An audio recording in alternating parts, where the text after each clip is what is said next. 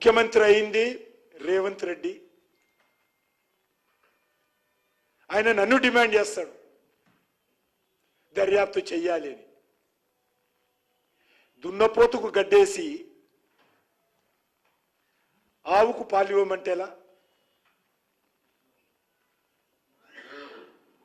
ఆయన పదే పదే చెప్పాడు, అధికారంలో రాకముందు మా పార్టీ కోటేస్తే కేసీఆర్కు చిప్పకూడు పెడతా, అవినీతి మంత్రులందరూ కూడా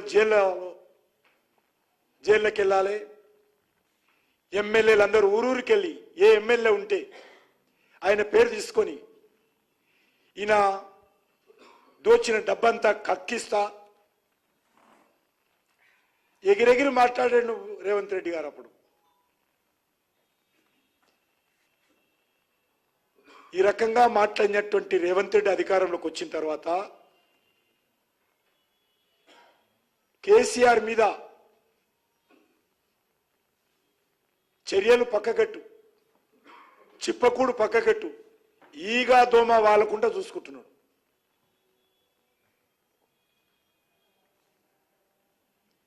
ఈ రెండు ప్రభుత్వాల వైఫల్యాలు, ఆ రోజు బీఆర్ఎస్ కానీ ఈరోజు కాంగ్రెస్ కానీ, మీ వైఫల్యాలు, మీ చేతగానితనము, మీ అసమర్థత, ఈ రెండు పార్టీలు కూడా వ్యక్తిగతంగా నా మీద రుద్దేటువంటి ప్రయత్నం చేస్తారు.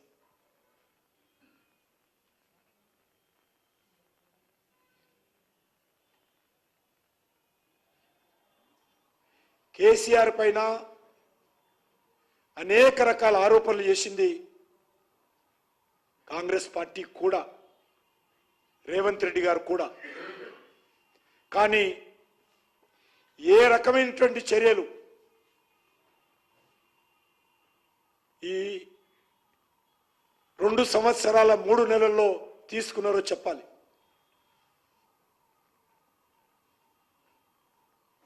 కాంగ్రెస్ పార్టీ అంతర్గత కుమ్ములాటలతో, తన మంత్రివర్గ సహచరుల యొక్క